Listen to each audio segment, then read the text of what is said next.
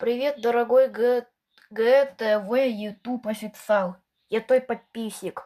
Я знаю, что ты ненавидишь дитюра на английском звуковой эффект. Ты сделал от ругательства видео на U9B за использование дитюра на английском звуковой эффект. Но ты правильно сделал. Но есть одна проблема. Ты поставил детский плач звуковой эффект.